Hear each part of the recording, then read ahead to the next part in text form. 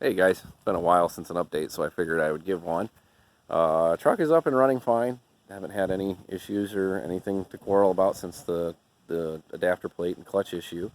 I went with a Marlin 1200 pounder, and so far that drives really well.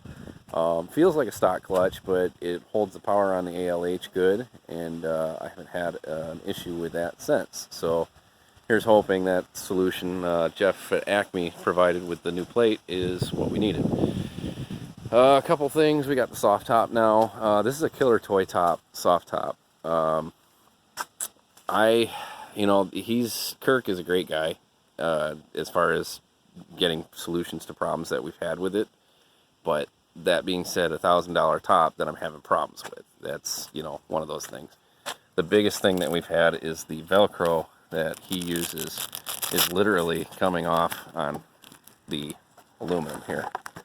You can see it's just falling apart. And the problem with this is that the aluminum is not prepped at all.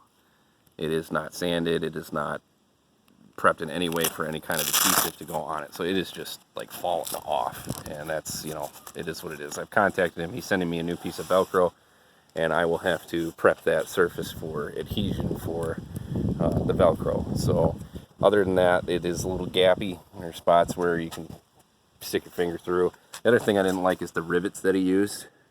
They actually come in contact with the body, so after a long period of time, that one doesn't, you can see there, but the rest of them do, a vibration, it's just gonna eat away at my paint that's under there, causing little spots, which in the long term probably isn't too bad, but it is what it is.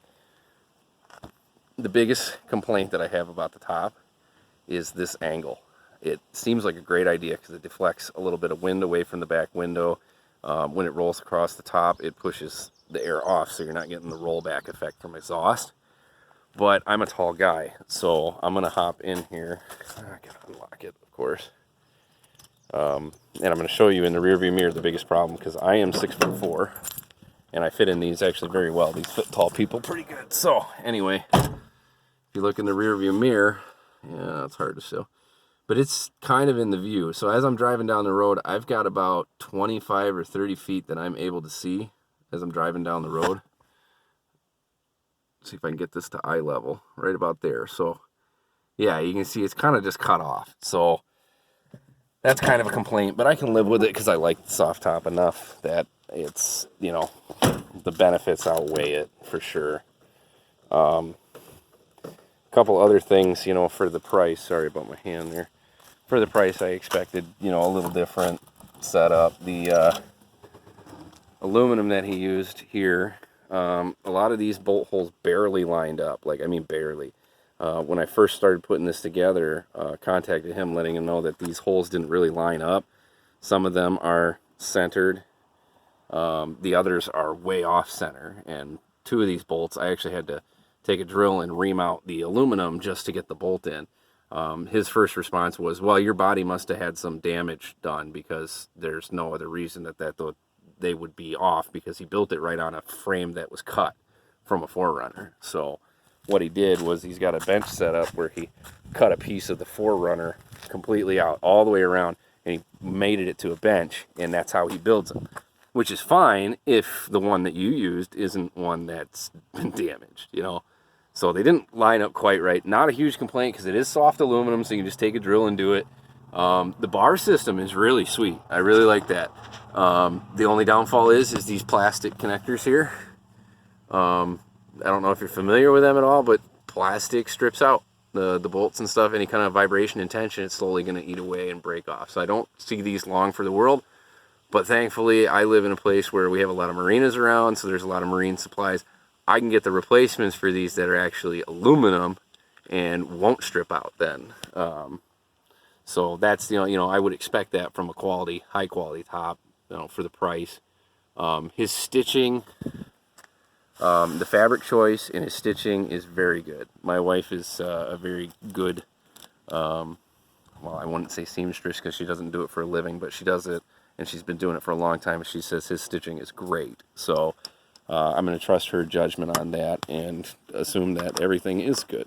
So I had one of those break off. I did not know you have to pull these to to get them off. I thought this was like a standard tonneau capper, so I kept yanking on it and yanking on it, trying to get it off, and I broke it.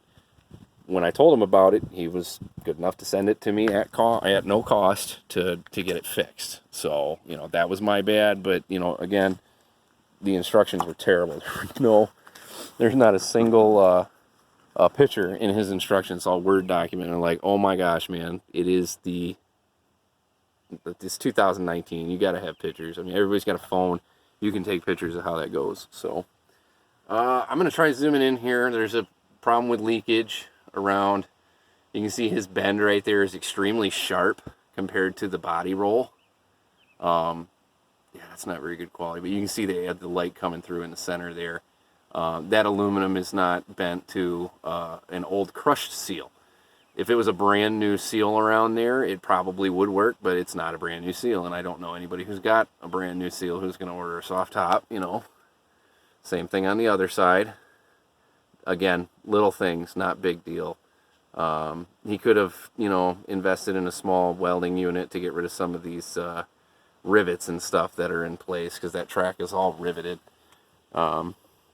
Which I think he kind of has to in this spot, because that's the round rail for the piping. It's one thing my wife had mentioned, why didn't he seal the end of the piping, you know, stitch that shut. I don't think it really matters. In the end, that's going to stay in there, so who cares? But, I mean, you can see the rivets, just some welding, you know. It's a cheap process nowadays. You got nice little welders for cheap that do really good. The tension on the unit pulls it off out of whack. It's just not quite there for what I expected for the price. If it was a $600 unit, I'd be like, hey, that's fine, but that extra $300, you know, compared to a soft topper, I've seen a couple of those. Those are a little better quality of the build, in my opinion. But the fabric is not as good. So it's ups and downs. Like I said, good guy, decent product, and honestly, he's got the market for how many people have it, so he can charge what he wants. But I would have done a little differently, I think. And I might try and modify it, and I've suggested a few things to him, but he's, you know, shot him down. But it is what it is. So, anyway, guys, that's the update.